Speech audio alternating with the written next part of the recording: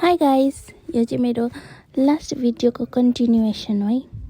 म चाहिँ evening shift हो अनि बहिनीहरू हाम्रो मर्निङ सिफ्ट हेर्नु नि त थाकेर कस्तो माइलाग्दो अनुहार भएको छ। कति हजार 500 अब हामीले हेर्छौँ 15,107। तिमीहरूले 16,000 बनाएछ, हामी 17 बनाएर घर जान्छौँ। कति इजी छ लाइफ। हाई गाइस, हल्का अँधेरो पनि भइसक्यो हेर्नुहोस् बाहिर। अनि नाइट सिफ्टमा चाहिँ बिजी हुँदैन मोस्ट अफ द टाइम। कोही बेला बिजी पनि हुनसक्छ, कोही बेला बिजी पनि हुँदैन, तर मर्निङ चाहिँ they are most of the time busy. अनि बिचराहरू एकदम रस गरेर काम गर्नुपर्छ होइन। तर एटलिस्ट तिनीहरू चाहिँ घरमा गएर अब टाइम स्पेन्ड गर्नु सक्छ, बाहिर घुम्न जानु सक्छ, रिफ्रेसमेन्ट हुन्छ तिनीहरूको लागि चाहिँ। हामी चाहिँ अब नाइट सिफ्ट रातभरि काम गरी दिनभरि सुत्दा नै ठिकै हुन्छ हो। दुईपट्टि गाह्रो छ जिन्दगी गाइस, गाह्रो छ। म चाहिँ टिस्यु फोल्ड गर्दैछु हेर्नु नि, काम नभएर होइन। अनि नाइट सिफ्टमा चाहिँ म एक्लै केटी हो अनि दुईजना केटा मेरो कलिगहरू छ फ्लोरमा चाहिँ। तिनीहरू चाहिँ माथि छैन, यहाँ चाहिँ कोही छैन, म मात्रै छु।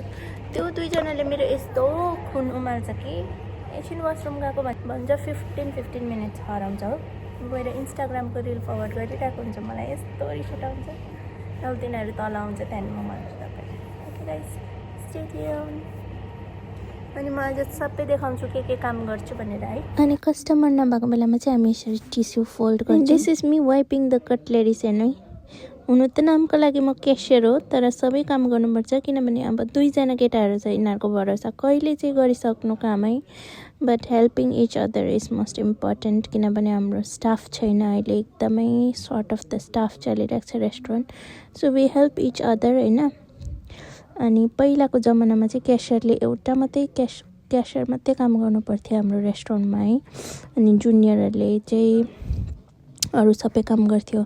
बट अहिले चाहिँ सिनियर न जुनियर सबैले भ्याएको जति काम गर्ने, छिटो काम गरे पनि छिटो घर जानु पाउँछ। हाई गाइस, म चाहिँ अब ब्रेकमा छु, खाना खाँदैछु। मेरो खाना मेरो सिफ्टमा कामै नलाग्ने दुईजना मान्छे भने नि, मैले अघि मेन्सन गरेँ नि, यिनीहरू हो। Hi, how are you guys? We are the hard working here, one of the hardest working. Yes. साह्रै हार्डेस्ट। Yes. यिनीहरूलाई खुसी पऱ्यो भने मेरो सब काम गरिदिन्छ, केही गर्नु पर्दैन कि। यिनीहरूको बुढीहरूले रिस उठाउँछ कि के हो, कामै गर्दैन। You think you are the safe? Yes. इस्तलाई से इस्तलाई Istalai? What does istalai mean? Martinchu. Alevat namaste.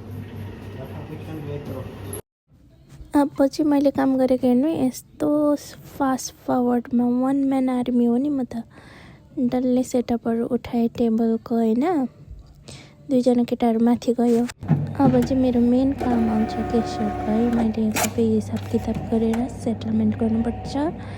After that we are good to go home. 11-16 हुआ अभी तो रहेंगे।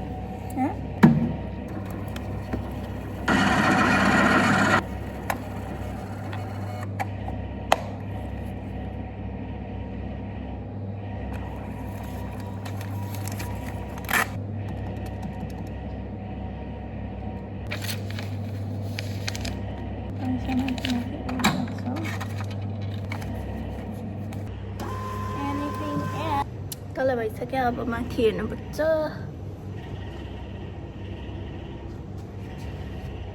हाम्रो सर एन्टोनी चाहिँ उहाँ यसरी बस्नु भइरहेछ।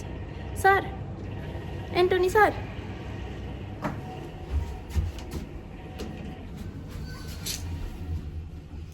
गाइस टाउको दुख्यो, चिसो भएर टाउको दुख्यो, के गर्नु। हेर्नु, यहाँको सिस्टमहरू पनि मैले नै क्लोज गर्नुपर्छ किनभने यो दुइटाको हातै छैन नि त।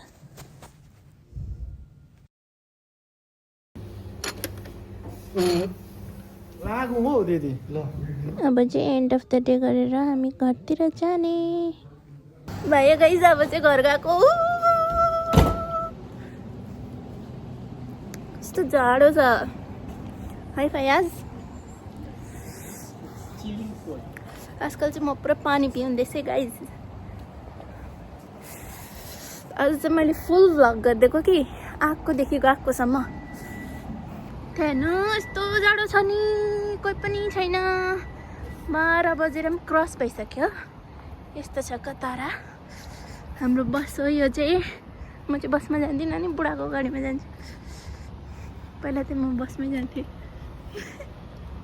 होइन भैया चल बाई सी यु टुमोरो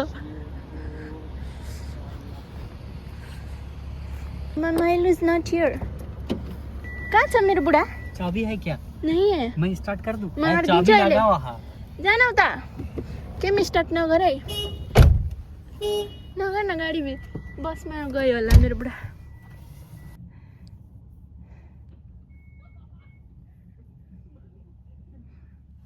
हेर्न त्यहाँ बसमा गएर बस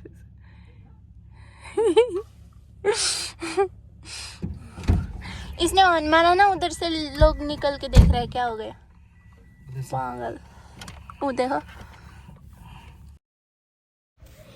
धन्यवाद तपाईँहरूलाई मेरो भ्लग हेरिदिनु भएकोमा अब यस्तो छ हामी कति कम्ती मान्छेले चाहिँ रेस्टुरेन्ट चलाइरहेको छौँ होइन घरबाट चाहिँ छिटो आइज भ्याकेसन आइज भन्नुहुन्छ अब भ्याकेसन अहिले पोसिबलै छैन यस्तो छ जिन्दगी के गर्नु गाइस धन्यवाद